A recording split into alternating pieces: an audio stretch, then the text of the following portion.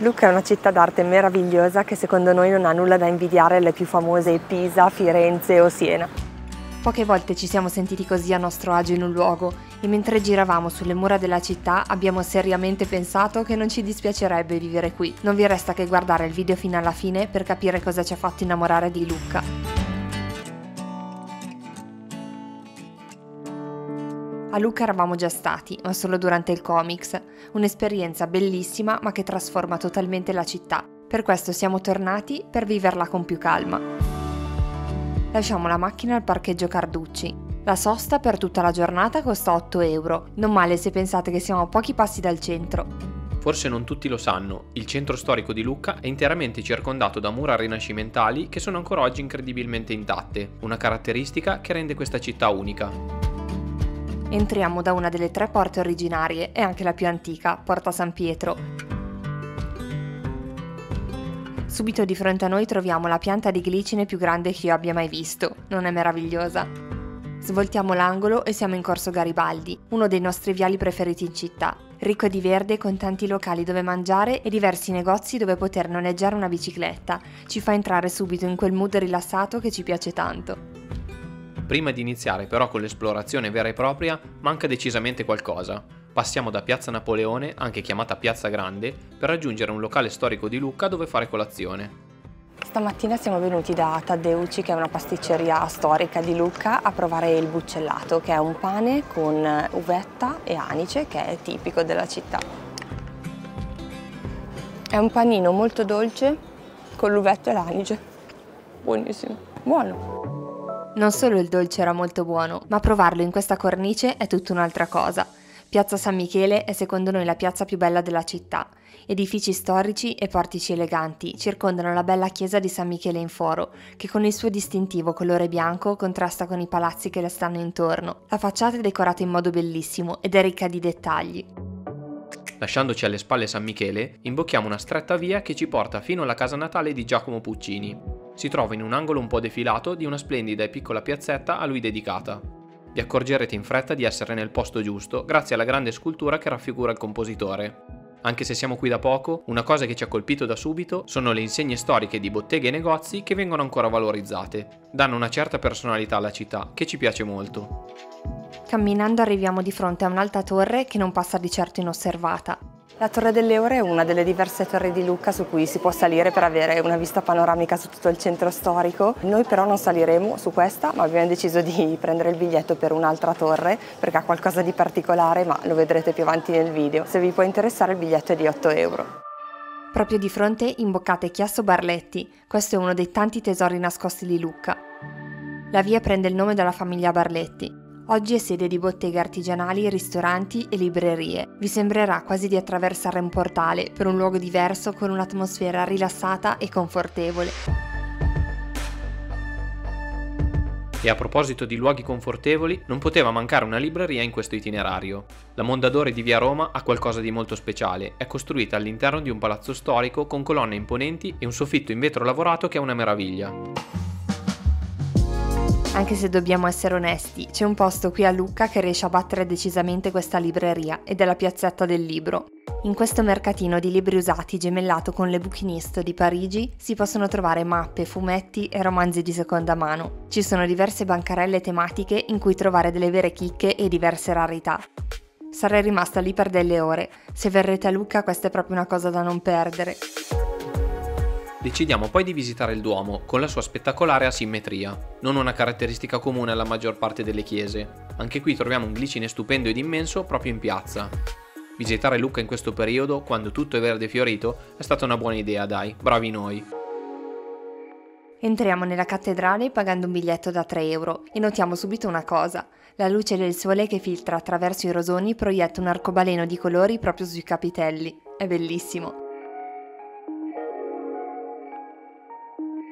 Tra le colonne del portico esterno cercate il labirinto inciso sulla pietra. Ancora oggi è un mistero il perché sia stato scolpito questo strano bassorilievo. Molti attribuiscono questo simbolo ai Templari. Per pranzo torniamo in Corso Garibaldi, quella bella via piena di verde in cui siamo stati questa mattina. Prendiamo un panino incredibile da pan di strada, da mangiare tranquilli all'ombra degli alberi. Se ve lo state chiedendo, è ovviamente super consigliato. Camminando tra le vie più centrali percorriamo via Fillungo, con i suoi 700 metri è la principale via dello shopping di Lucca, anche se non mancano palazzi degni di nota, con facciate e portali ornamentali. La nostra destinazione è Piazza San Frediano, dove spicca l'omonima chiesa con un importante mosaico dorato sulla facciata. Ci fermiamo al caffè Biscotteria Santa Zita per una pausa. Il locale è stupendo con arredi antichi, librerie, pareti affrescate e un giardino interno da sogno. Insieme al caffè abbiamo voluto provare i biscotti creati qui, chiamati Miracoli di Santa Zita. Non vi anticipiamo niente, ma sono tutti diversi e molto delicati, dovete provarli. Anche se ci stavamo decisamente rilassando, è ora di tornare all'itinerario. Pochi passi e siamo in Piazza Anfiteatro, sicuramente la più riconoscibile della città, grazie soprattutto alla sua forma circolare e chiusa tra alti palazzi colorati, costruiti sui resti di un anfiteatro romano. Ecco spiegata la sua forma unica e il suo nome, ovviamente. Oltrepassando uno dei 4 portali di accesso ci colpisce la vivacità della piazza, con i tanti ristoranti e caffè perfetti per un aperitivo. L'unica cosa che abbiamo prenotato per oggi è la salita alla Torre Guinigi. Come per quella delle ore, il biglietto costa 8 euro, ma questa è una particolarità, che si può notare già stando a terra. Sulla sua cima si trova un giardino pensile. Dopo diverse rampe di scale e 232 gradini, sbuchiamo tramite una botola in un giardino piccolo ma ordinato, con ben 7 alberi di leccio, che sono da sempre uno dei simboli distintivi della città. Il panorama sui tetti è stupendo. Oggi poi c'è una giornata piuttosto limpida e si vedono bene tutte le colline nei dintorni. E dal cuore del centro storico camminiamo fino ad arrivare sulle mura. Avremmo voluto visitare Palazzo Pfanner, che è questo alle mie spalle, ma il giardino è in ristrutturazione e quindi per il momento è chiuso, e dentro al palazzo oggi ci sono delle riprese televisive, quindi è impossibile visitarlo. Siamo comunque venuti qui sulle mura per avere una vista panoramica sul palazzo ed è molto bello. In realtà, solo dopo abbiamo scoperto che le riprese sono di un film con Dustin Hoffman. Ci spostiamo così verso l'orto botanico, costruito sempre lungo le mura, ma dal lato opposto dove eravamo ora. L'accesso si trova a Baluardo San Regolo e il costo del biglietto è di 6 euro. Il giardino è molto curato e con una grande quantità di alberi e fiori di diversi ambienti e latitudini.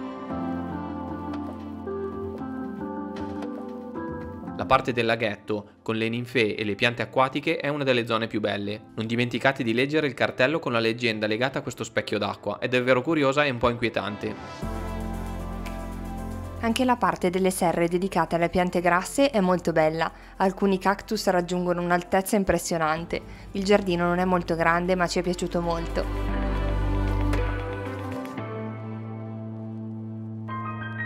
Appena usciti dall'orto botanico ci troviamo in una delle vie più caratteristiche del centro.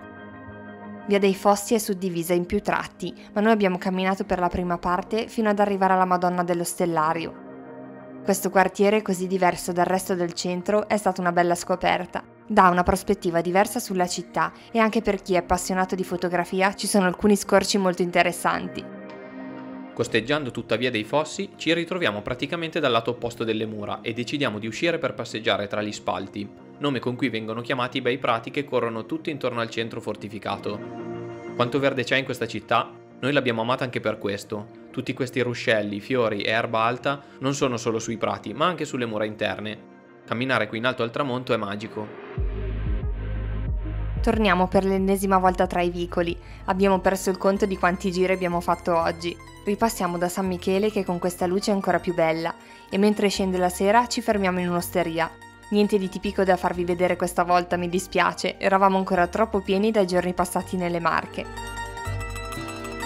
Facciamo comunque un'ultima camminata. Sapete che la sera è il nostro momento preferito della giornata e non vogliamo perdere l'occasione di girare tra le vie ancora un po'.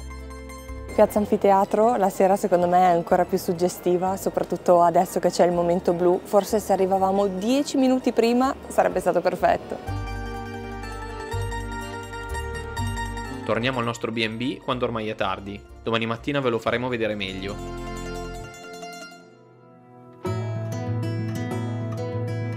In questi giorni abbiamo dormito a Corte Volpe, a 10 minuti di auto dal centro, ma immerso nel verde, una vera oasi di pace.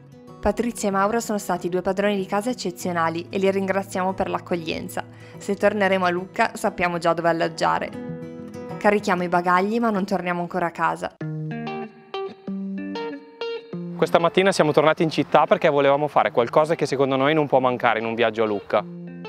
Invece di andare verso una delle porte, passiamo attraverso Baluardo San Paolino, una delle importanti fortificazioni militari che circondano il centro e che sono ancora oggi così perfettamente conservate. Obiettivo di oggi, noleggiare le biciclette per l'intera mattinata.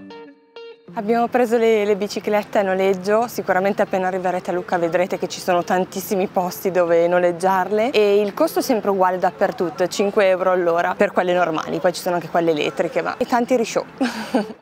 Il giro completo sulle mura è di 4 km e se andrete molto lentamente e rilassati come noi vi basterà meno di un'ora. Ci sono bar e ristori in cui potersi fermare e un sacco di panchine e punti panoramici da cui osservare la città.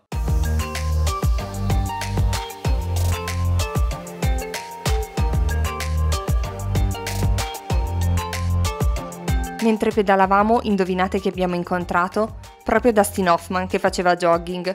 E con questa scena reale di un attore di Hollywood che corre sulle mura di Lucca, noi vi salutiamo. Speriamo che il video vi sia piaciuto e vi ringraziamo per essere arrivati fino alla fine. Come al solito, se volete sostenere il nostro lavoro potreste lasciare un mi piace, iscrivervi al canale e lasciare un commento. Su quello che volete, consigli, cose che secondo voi ci siamo persi a Lucca, posti su cui vorreste vedere uno dei nostri itinerari, sbizzarritevi. Ah, e un'ultima cosa prima di salutarvi. Se siete a Lucca e avete un po' di tempo a disposizione, non perdetevi altri luoghi magici come l'Oasi di Massaciuccoli o Torre del Lago Puccini. Ve ne abbiamo parlato nel video che trovate qui a destra. Recuperatelo se non l'avete ancora visto. Grazie ancora. Ciao! Ciao ciao!